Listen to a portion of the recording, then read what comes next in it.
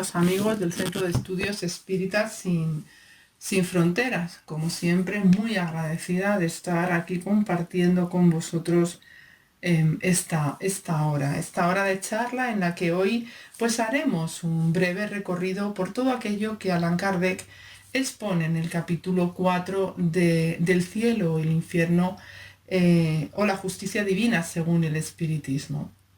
Un capítulo que lleva como nombre el infierno y hoy veremos esa visión a la luz de la doctrina espírita. Allan Kardec comienza hablando en este capítulo de esa intuición que el hombre en todos los tiempos ha tenido sobre su destino, percibiendo la idea de que llegaría a la vida futura, eso que le aguarda después de la muerte, llegaría de una manera feliz o infeliz según el bien o el mal que se hubiese hecho. Pero claro, la concepción de estas dos cuestiones está muy relacionada con la evolución del ser, con el desarrollo del entendimiento, con el desarrollo moral, pues que esto va a incidir sobre el significado de lo que piensa que será actuar bien o mal.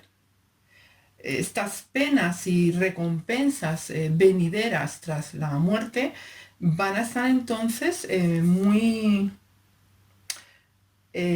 relacionadas con esos instintos predominantes, serán un reflejo de estos instintos predominantes y estarán acorde con lo que cada pueblo, cada persona, ¿no?, ha creído, ha vivido y ha experimentado, tanto a nivel pues, colectivo, ¿no?, como individual. En el ítem 966 del Libro de los Espíritus, estos nos dicen que el hombre llega a concebir ideas groseras, incluso absurdas, referentes a este futuro, a estas penas o goces que le aguardan por una inteligencia que no está lo suficientemente desarrollada, influyendo, lógicamente, también mucho en él todo aquello que le ha sido enseñado, ¿no? Al finalizar el capítulo 3, que versa sobre el cielo, se nos aclara el por qué Dios no ha revelado a los hombres la verdad desde el principio. Esto es una cuestión que muchas veces surge, ¿no? ¿Por qué? ¿Por qué no se nos revela a todos desde el principio mismo? Con la revelación de los espíritus también es una de las objeciones. ¿Por qué no se dicen las cosas que podrían aclarar mucho a la humanidad, ¿no? Bueno, pues tras un mirar a la historia del ser humano podremos deducir que esto es apropiado, que esta revelación restringida fue necesaria y suficiente durante un periodo de la humanidad. ¿Para qué? Pues para que todo llevase un curso y una progresión adecuada al entender de las gentes. Los espíritus nos esclarecen diciéndonos que Dios proporciona la verdad, esto es muy interesante, proporciona la verdad a las fuerzas del espíritu. Esto es, los que reciben hoy una revelación más completa son los mismos espíritus que ya recibieron una parcial en otros tiempos, pero que con el transcurrir de las experiencias en la carne de los tiempos, el hombre ha ido creciendo en inteligencia cada vez. O sea que cuando nosotros tenemos una revelación, se nos da una revelación, es porque ya estamos preparados para ella. Antaño no lo estuvimos, pero ahora ya es el momento. Tal como dice Kardec, mientras el hombre está dominado por la materia, aún lo estamos, solo puede comprender imperfectamente la espiritualidad. Y es por eso que se hace un cuadro más material que espiritual en su visión del destino. Sin la claridad necesaria, se va a producir una mezcla de ese apego a lo material y de esas cuestiones espirituales que no sabe dirigir y en el pasado, fundamentalmente, colocó a un lado pues esa beatitud contemplativa y en oposición pues colocó un infierno de torturas físicas, ¿no? Una terrible imagen del infierno, ¿no? Pues una esperanza horrible, no podía ser esperanza, era un auténtico dolor pensar en lo que aguardaba en este sentido.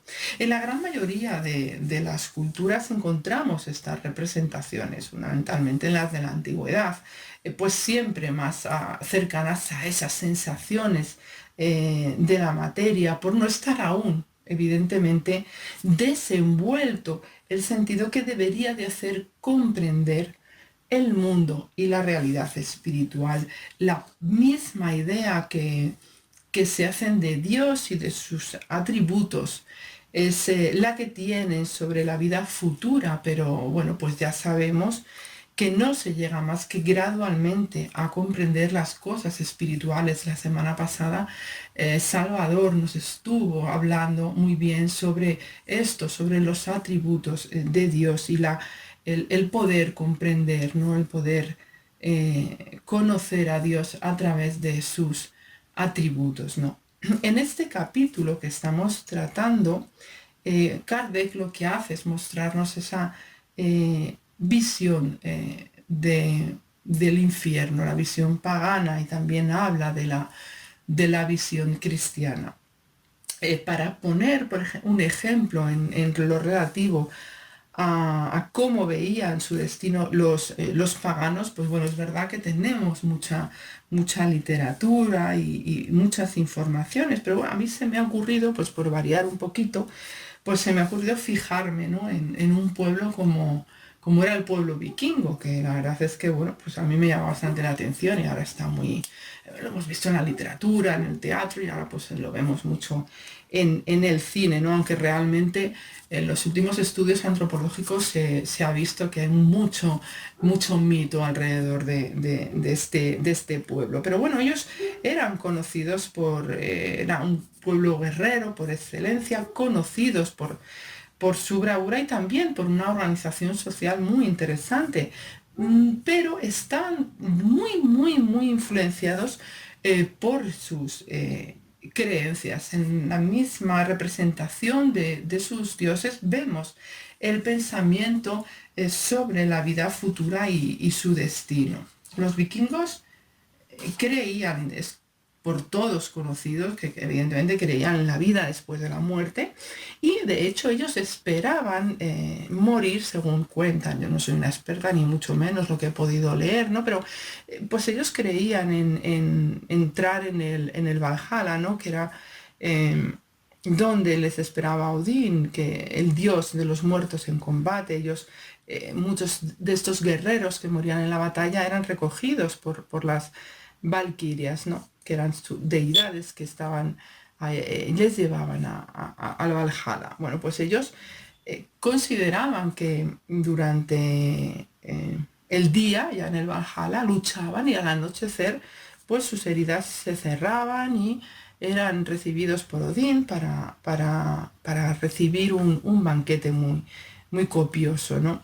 Y sin embargo, los que fallecían por enfermedad, por vejez, he leído también que los que transgredían las leyes de los dioses o los mortales, pues iban al submundo, ¿no? O al reino de Helm o Helheim, conocido como reino de la muerte. Un reino donde había hielo, donde había niebla, donde había oscuridad. Fijaros cómo comprendiendo solo penas materiales, los vikingos contemplaban este reino de la muerte como un lugar gélido y oscuro, suponiendo las duras temperaturas a las que se veían por su ubicación en la tierra, azotando una vivencia, imaginamos, ¿no? En aquellos tiempos muy difícil, que sería tortura y sufrimiento en su particular infierno, tal como ellos veían lo que tenían que soportar en la tierra por la climatología y por las condiciones, pues lo veían en grado mucho más grande en el infierno. Y un paraíso, al contrario, pues un paraíso lleno de luchas, de placeres y abundancia en grado superior a los que ellos alcanzaban en su vida física, ¿no? Con todo, volvemos a repetir que llevaban sus creencias a todos los aspectos de la vida. Con este ejemplo muy simple, pues lo que podemos hacer es esbozar lo que la mente inmadura del ser es capaz de dibujar en cuanto a la vida futura. A pesar de estas visiones que ahora podemos considerar cuanto menos extrañas, la creencia en un destino penoso, pleno de recompensas, ha acompañado al hombre allá donde estuviere, ¿no? Y esto tiene un motivo que exponen los espíritus en la cuestión 960 del libro de los espíritus. Ellos preguntan, ¿no? ¿Por qué el hombre tiene este presentimiento de que hay algo después, de que hay una realidad que sobrevive? Y ellos dicen que se debe al presentimiento de la realidad que da al hombre el espíritu en el encarnado, advirtiéndonos que no en balde nos habla una voz interior y que cometemos la gran equivocación de no escucharla lo bastante, volviendo pues la atención a lo grosero, a todas estas cuestiones que nos rodean más materiales, de sensaciones, de apegos, dejamos de escuchar la verdadera esencia de nuestro ser. Buscando una respuesta también que ilustre ese sentimiento que asalta cuando ya uno se ve partir, porque se tiene esa intuición de las penas, de los goces, pero Allan Kardec busca, ¿no? En ese momento en el que ya te ves que tú vas a partir, Allan Kardec pregunta a los espíritus qué se siente, qué hay, qué ocurre en el instante de la muerte, y lo hace en la cuestión 961. Dice, en el instante de la muerte, ¿cuál es el sentimiento que prevalece en la gran mayoría de los hombres? ¿La duda, pregunta, el temor o la esperanza? Y fíjense bien en la respuesta, dicen los espíritus, la duda para los escépticos empedernidos, el temor para los que son culpables, la esperanza para los hombres de bien. Bueno, esto es, a mí me parece muy buena esta respuesta, ¿no? Porque hace como un recorrido en la evolución del ser. Evidentemente, en algún momento, seguramente fuimos escépticos. Hay escépticos todavía, muchos. Y en ese momento le tiene que asaltar la duda, porque nos está diciendo que nuestro propio espíritu nos está hablando de que hay una realidad. Ay, y entonces se frena con el escepticismo y entra esa duda tremenda. El temor para los que son culpables, en algún momento hemos sido culpables, pero esto va a ir cambiando con el crecer, con el desarrollo de esa moral, ese entendimiento, con el desarrollo de la inteligencia, va a ir cambiando. Y entonces, aplicando esas leyes morales, aplicando ese crecimiento interior, algún día que seamos hombres de bien, encontraremos ese momento y lo acogeremos con esperanza. Esto es algo muy bonito en cuanto a esas penas y goces, ¿no? Es algo bonito de reflexionar. Antes de la llegada del Consolador prometido por Jesús, pues los conceptos de premio y castigo, pues claro, eran aplicados según criterios muy terrenales y, desde luego, sin comprender el amor de un Dios desconocido y adaptado a la conveniencia propia. analizando en el capítulo la cuestión del infierno pagano y del infierno cristiano, Kardec ve numerosas analogías, descubriendo con ello pues, lo que estamos apuntando, ¿no? Que sin desarrollo moral, sin claridad espiritual y desenvolvimiento intelectual que acompañe la comprensión, pues evidentemente no puede haber una visión aproximada y mucho menos real de aquello que acontece. Así, pues fijaros, el orgullo, en vez de corregir la percepción dramática y grosera y conducirla por las vías del progreso, hace que ese infierno pagano que durante siglos estuvo en la mente de muchos y que fue descrito con innumerables detalles, fuese perpetuado por la interpretación de los que no entendieron la esencia cristiana. Kardec nos habla de estas similitudes y no debe de sorprendernos esta mezcla entonces de ideas paganas y de ideas cristianas. Vamos a rescatar algunas explicaciones de Kardec al respecto. Él nos dice que Jesús, el mensajero de infinito amor, no podía, en el momento en el que Él con su amor vino entre nosotros, no podía inmediatamente destruir creencias arraigadas. Porque los hombres las personas carecían de conocimientos, los conocimientos necesarios para concebir el infierno del espacio y el número infinito de mundos. Pues ¿qué era para ellos la Tierra? Pues es que no conocían más allá. Ellos era todo el centro de todo para ellos. No sabían nada de su forma, no sabían de su estructura interior, no sabían nada, no conocían todavía, no tenían esa ciencia. Todo para ellos estaba limitado a su punto de vista. Sus nociones sobre el porvenir, pues lógicamente, como hemos dicho, no podrían extenderse más allá de sus conocimientos. Y nos dice que Jesús se encontraba pues en la imposibilidad de iniciarlos en el verdadero estado de las cosas. Pero claro, por otro lado, no queriendo con su autoridad sancionar preocupaciones admitidas, se abstuvo de ocuparse en ellas y dejando, porque él con su visión inmensa, ¿no?, de las cosas, pues iba a dejar al cuidado del tiempo que se fueran rectificando las ideas.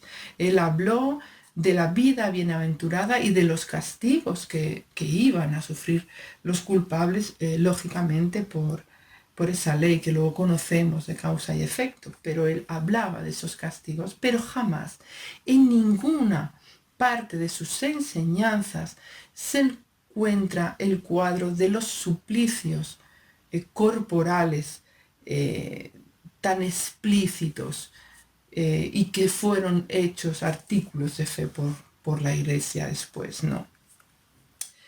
Vamos a ver un poco, ¿no?, cómo él habla de la idea del infierno pagano, y para ello recurre a la obra de Fenelón. Esto es algo muy, muy curioso, ¿eh? Me gusta mucho esta parte del libro El cielo y el infierno, cuando él recurre a la obra de Fenelón, Las aventuras del Telémaco, por reconocer en ella una completa descripción de lo que era para los antiguos este tenebroso lugar. Esta es una obra que procura resaltar el género de los padecimientos que sufren los culpables, extendiéndose especialmente por el sentido de la obra sobre la suerte de los malos reyes. No debemos olvidar que Fenelón fue uno de los espíritus colaboradores de la codificación. Su conocimiento ya en la carne y después desde el mundo espiritual supuso una gran aportación para los hombres. eh, desde luego yo considero que se le puede poner como ejemplo de vida, ¿no? Cuando leo su biografía, me gusta mucho leer la biografía de Fenelón, la hemos leído varias veces y yo le veo como el dulce moldeador de un caprichoso y malcriado duque de Borgoña. Él tuvo que asumir por circunstancias la educación del duque de Borgoña y, eh, y se sirvió mucho de la literatura, de estos libros que él escribía en estas formas, haciendo similitudes, ¿no? con, con las cuestiones de los reyes y de las responsabilidades, ¿no? Un duque de Borgoña al que el tesón y la calidad de un ser como Fenelón pudo convertir en un príncipe afable, humano, sufrido, modesto y penetrado de sus deberes en toda la extensión de ellos. Es un hombre que luego al final el duque murió muy joven, pero realmente consiguió moldearle y lo hizo a partir de enseñanzas como las que vamos a leer en este libro del cielo y el infierno y que Kardec nos pone, ¿no? Las lecciones de Fenelón llegaron tanto al joven príncipe que cuando terminó su instrucción él se arrojó a los brazos de su maestro y le dijo: no soy ya el duque de Borgoña, sino el joven Luis. Le había vuelto humano, le había ayudado a ser una persona mucho más sencilla, dejando ver cómo el noble educador había conseguido hacerle comprender que era necesario que fuese un hombre piadoso y humilde por la misma posición que tenía. El juez y traductor Mariano Antonio Collado González Piñuela, que es un hombre que nació en Murcia en 1796 y que llegó a ser rector de la Universidad de Barcelona, escribió en su traducción al castellano de las aventuras de Telémaco algo que me gusta mucho. Es un libro que se puede conseguir, lo tenemos asequible. Y él dijo, mirad, lo leemos en la pantalla, dijo: es una obra maestra que se aprende en Europa de memoria hace más de 2 siglos. Es el libro de los reyes y de los pueblos escrito para la educación de un príncipe que ha servido para educar a la gran familia humana. Este es el sentir que yo tengo cuando leo este capítulo del cielo e infierno, pero cuando luego me voy al Telémaco y lo leo, ese es el sentir, es súper educativa esta obra. Desde luego no seré yo quien cometa el error ni la osadía de querer aquí cambiar ni una sola palabra de las que componen esta extraordinaria obra. Kardec consideró que eran tan aleccionadoras que dedicó gran parte de este capítulo a ponerlas intactas. Están intactas. En el ítem 10 lo leemos, ¿no? Pero sí podemos extraer importantes reflexiones sobre aquello que aconteció en el inframundo en el viaje de Telémaco. La genialidad de Fenelón es plasmada en la codificación como lección fundamental para el entendimiento de las consecuencias de los propios actos. Y es en este ítem 10 cuando se produce el encuentro, cuando nos narra Kardec ese momento en el que se produce el encuentro de Telémaco con Nabofarzán. Bueno, el mapa del inframundo, lo podemos ver, pagano, pues tiene como entradas, diferentes entradas al infierno, ¿no? Y entonces lo atraviesa el río Estige y alrededor, o sea, navegando por el río Estige, pues va Caronte con su barca, ¿no? Un poco el cuadro que nos podemos hacer de ese infierno, ¿no? Estaba el Tártaro, que era el lugar donde se condensaba y todas las penas y bueno, tiene su propia geografía, ¿no?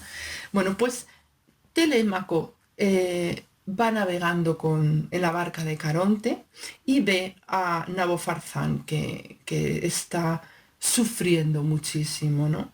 Y él le pregunta y él se presenta, Nabofarzán se presenta como rey de Babilonia, como un rey implacable, un rey poderoso, un rey amante del placer y en continua búsqueda que había estado antes de morir de todo aquello que le prodigase felicidad.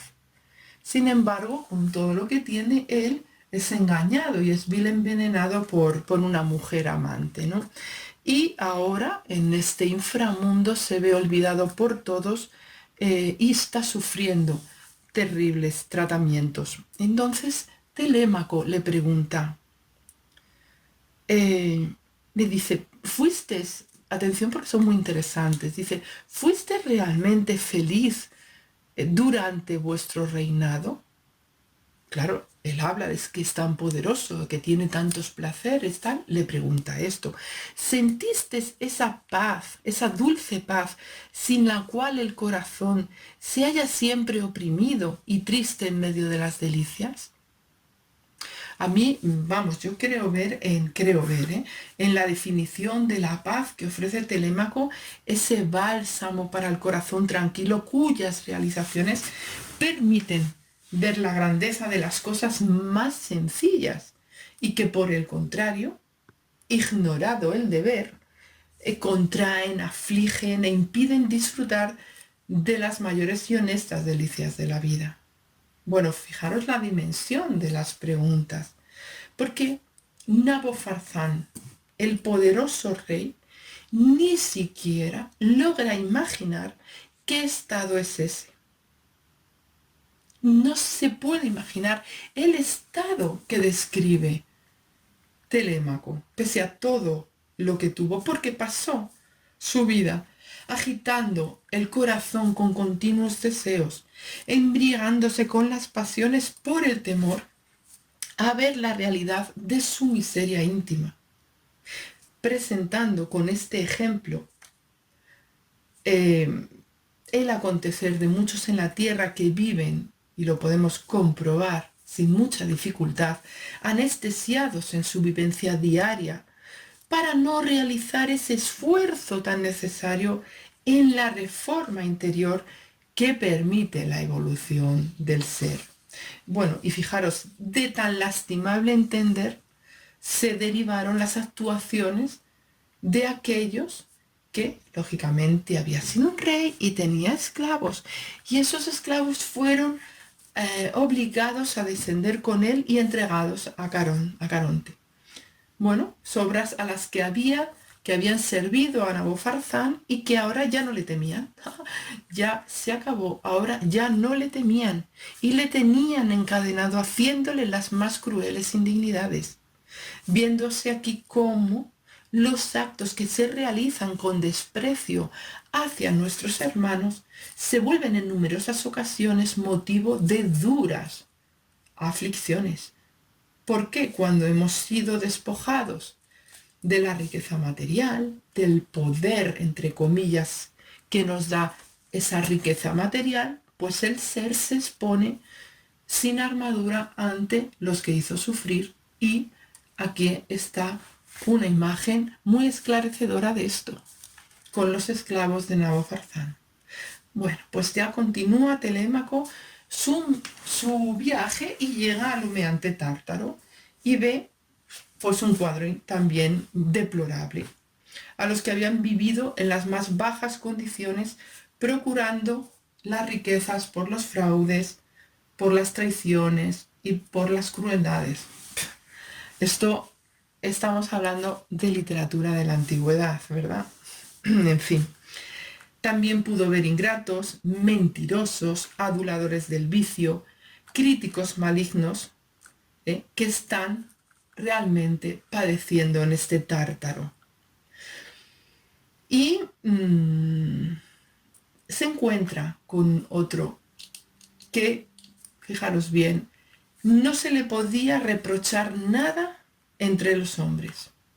Su comportamiento había sido aparentemente muy bueno, pero sufre eternamente por haberse considerado su propia divinidad. Bueno, no había hecho ningún mal, pero había dado la espalda a Dios. De hecho, se había él considerado el centro de todo. Se topó con reyes que estaban condenados, evidentemente, por haber abusado de su poder, que tenían horror de sí mismos y no pueden librarse de esa visión. Los reyes que prefirieron una vida lánguida al trabajo por el alivio de los pueblos, que como dice la enseñanza en el Telémaco, debe de ser inseparable al de la realeza, atormentados por haber descuidado el bien que debían hacer. Pero de todos estos horrores por los que va pasando Telémaco, lo que más le consternó fue ver a un número de reyes que habían pasado por la tierra, en la tierra, por reyes bastante buenos. Pero sin embargo, habían sido condenados a las penas en el Tártaro por los males que habían dejado hacer con su autoridad. ¿Esto qué es? Por omisión de sus deberes, poniéndolos en manos de otro. Cuidado con la responsabilidad. Es que si tú tienes una obligación, hazla, porque si lo pones en manos de otros, estos otros pueden hacer mucho mal en tu nombre y tú eres responsable de esto. Desde luego, cuánta sabiduría en esta obra. Kardec bien supo ver en ella lecciones que sirven hoy para nosotros. Pues a ver, yo me pregunto, ¿acaso no somos conductores, reyes en nuestra propia vida, responsables por nuestros actos, labradores de nuestro destino? Pues aquí queda hecha la invitación para todos nosotros en la lectura tan singular y educativa. Primero, la que tenemos en todo el libro del cielo y el infierno, la justicia divina, que para mí es una obra que habla mucho del ser humano, de lo que le ocurre al ser, antes, durante y después. Para mí habla mucho de esto. Y luego en la obra del Telémaco, que como decíamos antes, es una obra para la humanidad. El hecho de que esté en la codificación referenciada de esta manera, para mí es suficiente razón como para dedicar en algún momento de nuestras vidas para leerla. El espíritu George, en comunicación en octubre de 1860 en la revista Espírita, hace un relato sobre el castigo, y este relato está también plasmado en el capítulo 4 del que estamos hablando. Termina Kardec con una nota expresando que nunca se había trazado un cuadro más elocuente, más terrible y más verdadero del destino que le aguarda al malvado. Entonces pregunta Kardec, ¿es necesario recurrir a la fantasmagoria de las llamas y de las torturas físicas cuando tenemos estos testimonios que vienen del otro lado de la vida? ¿Es necesario que recurramos ahora mismo ya a eso? Cuando se nos ha traído en esta tercera revelación la claridad suficiente desde el más allá, los testimonios de nuestros hermanos desde el más allá.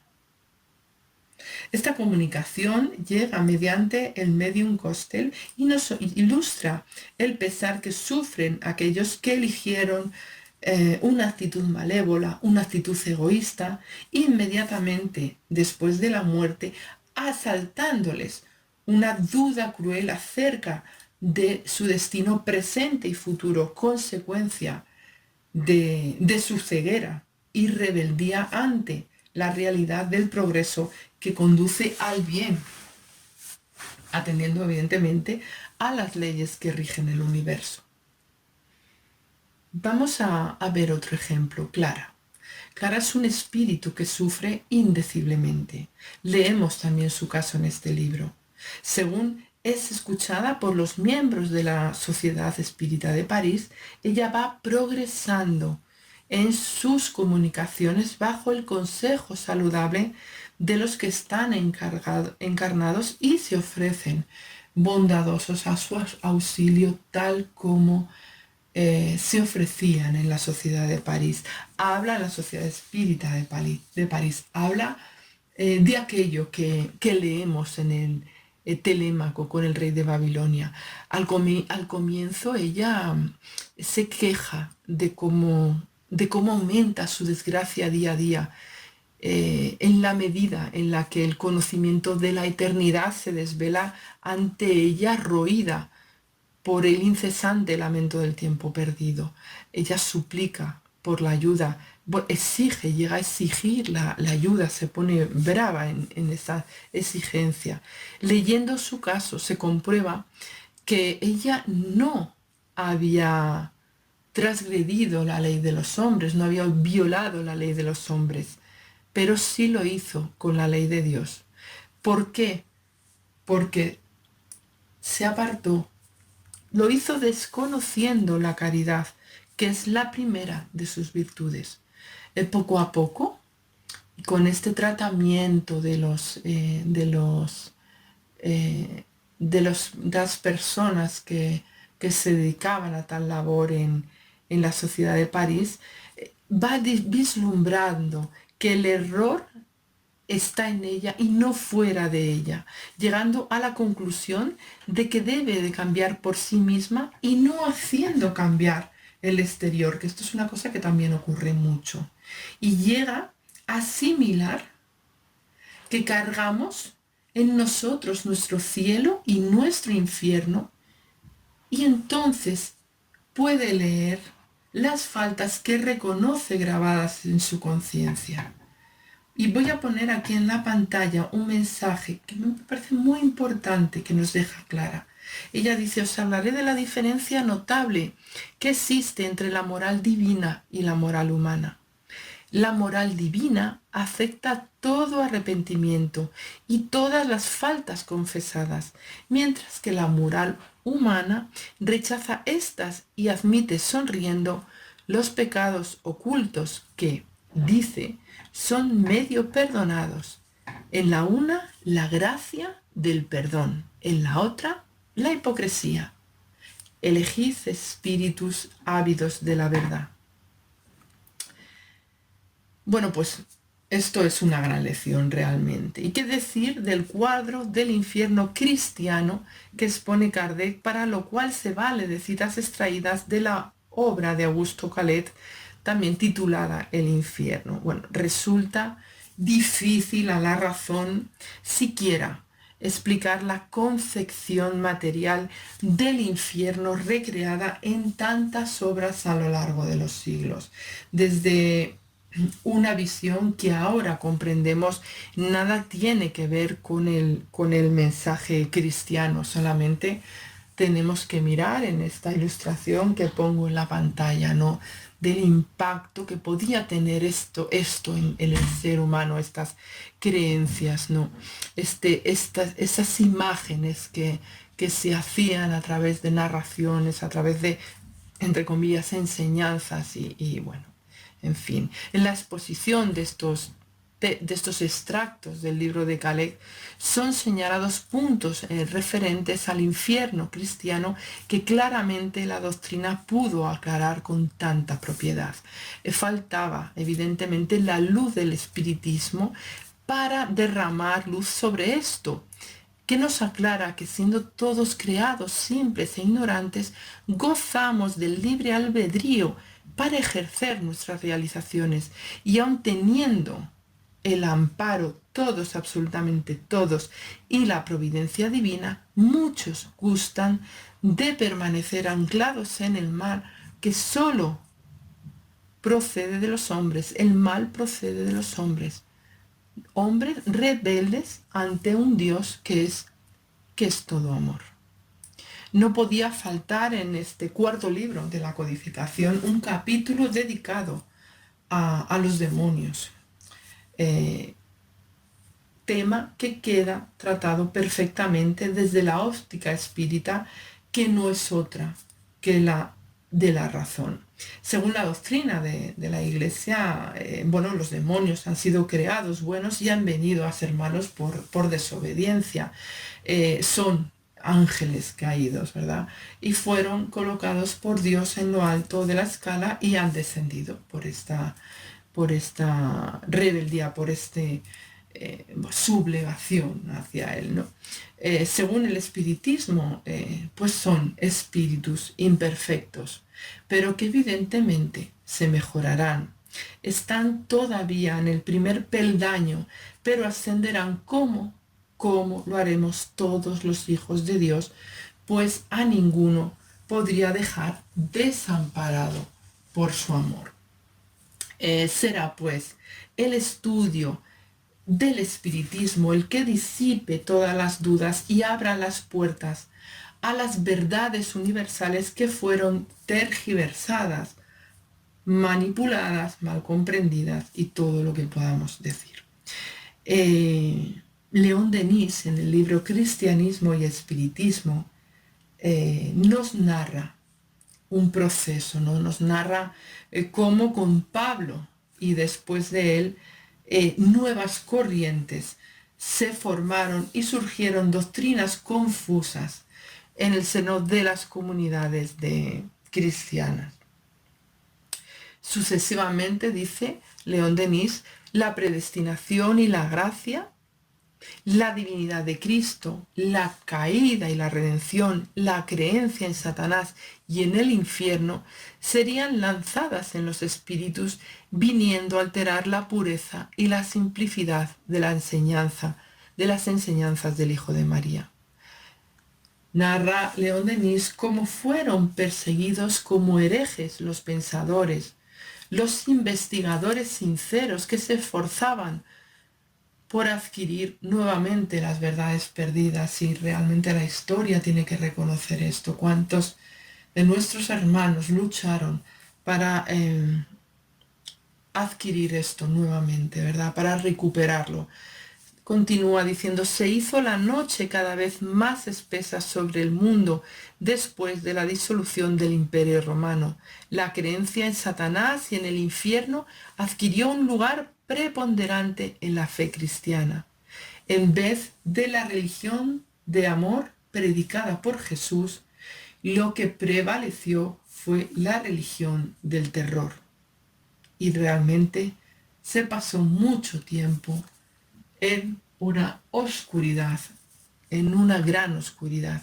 Pero con la llegada del espiritismo todo queda claro y los cuadros se muestran luminosos ante aquel que desee desentrañar las verdades del alma.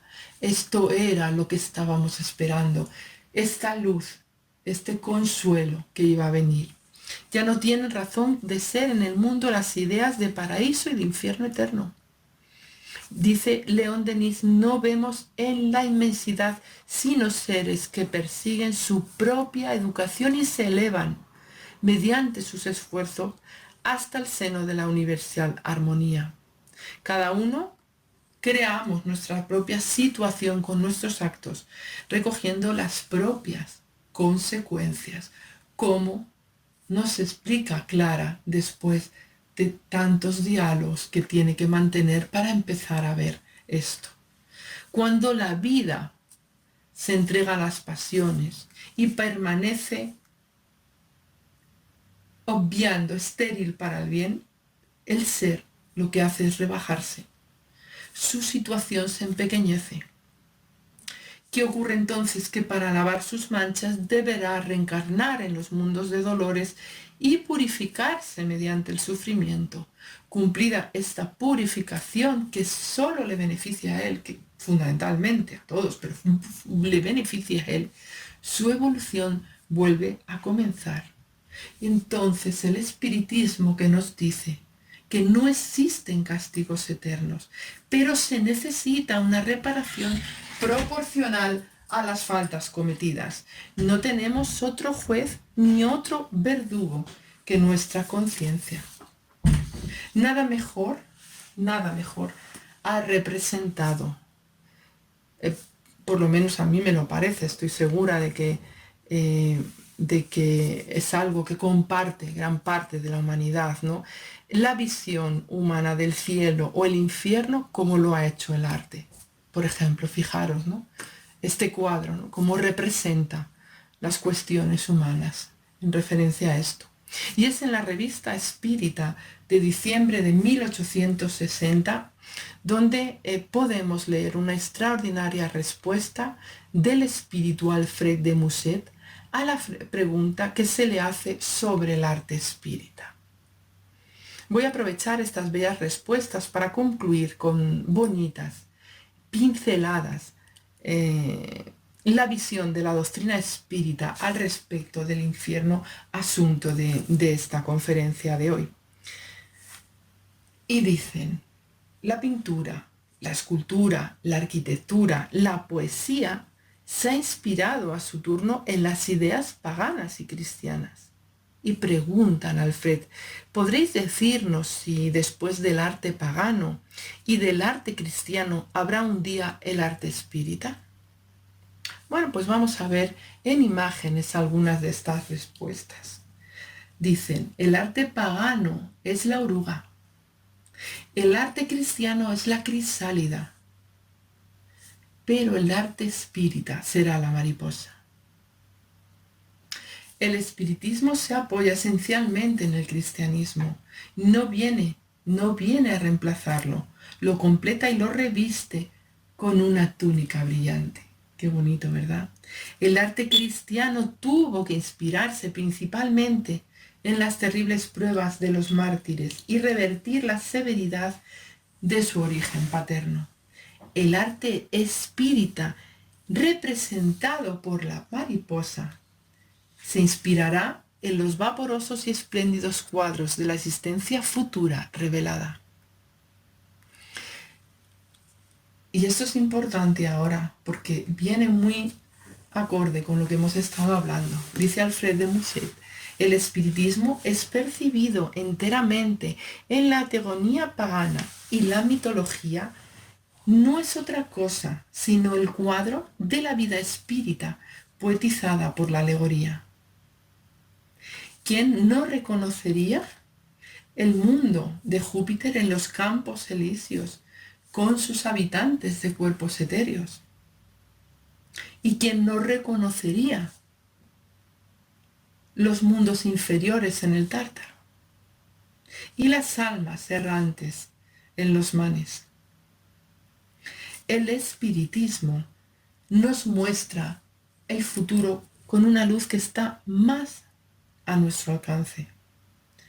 Hay una incesante solidaridad entre el cielo y la tierra.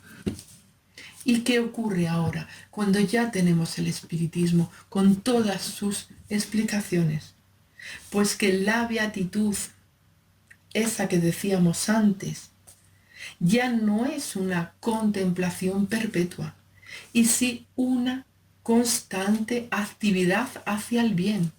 Esto es fantástico, esto es maravilloso, es excepcional esto. Estamos haciendo un cuadro de trabajo en el bien. El malo ya no es confinado a los hornos ardientes. El infierno está en el propio corazón del culpable, que es en sí mismo, él en sí mismo encuentra su propio castigo, como le ocurría a Clara cuando ella se veía ahí, sin ninguna esperanza, viendo cómo podría estar ahí eternamente con sus suplicios, con sus culpas. Pero Dios en su infinita bondad, al dejarle el camino del arrepentimiento, le da al mismo tiempo al hombre la esperanza, ese sublime consuelo del infeliz, y le ofrece la oportunidad de la reparación. El espiritismo, comenta Alfred Musset, abre al arte un campo nuevo.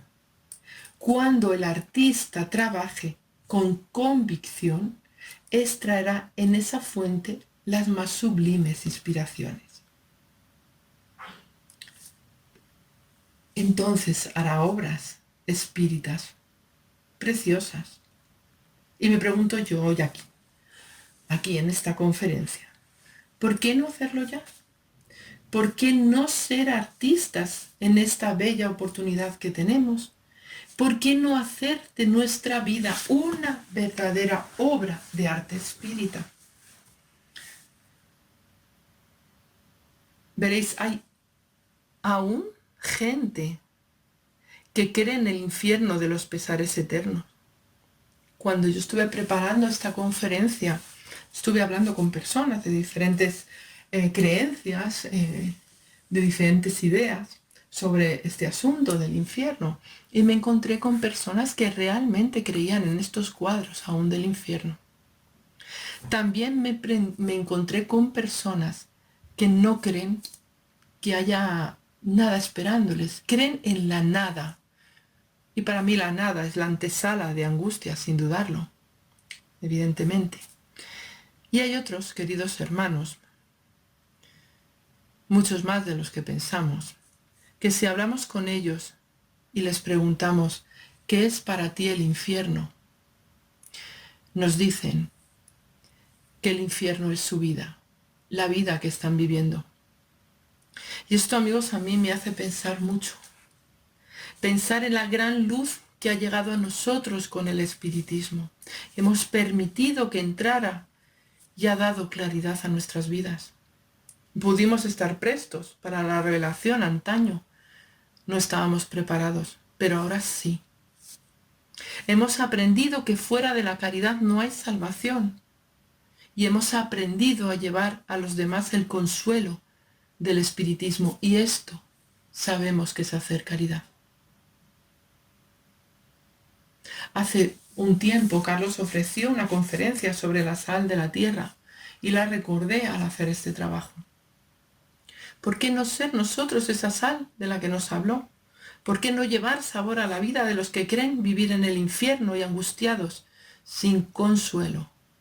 Se lanzan ellos mismos a las llamas de la desesperación. ¿Por qué no enjugar las lágrimas de aquellos que se ven asaltados por la duda de no saber si tienen fuerzas para continuar? Y se preguntan el por qué Dios les ha abandonado. ¿Por qué no secarlas con la ternura del consuelo que nuestra doctrina proporciona? ¿Por qué no divulgar la luz de la vida eterna, la justicia divina, el amor de nuestro Padre y la dirección del justo por excelencia? Nosotros ya sabemos que hay una incesante cooperación entre ambos mundos. El espiritismo nos enseña a experimentar la escuela de la existencia de tal manera que se convierta en intensa preparación para la vida futura.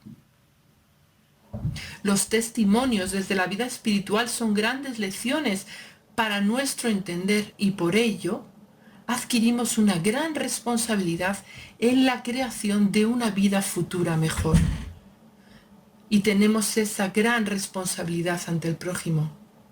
Sepamos, pues, transmitir con nuestra propia vivencia que si nos preparamos, que si estudiamos, nos reformamos y nos esforzamos para seguir el camino espírita, que no es otro que el que nos acerca hacia el bien, ya no habrá terrible infierno, ya no habrá más ese infierno.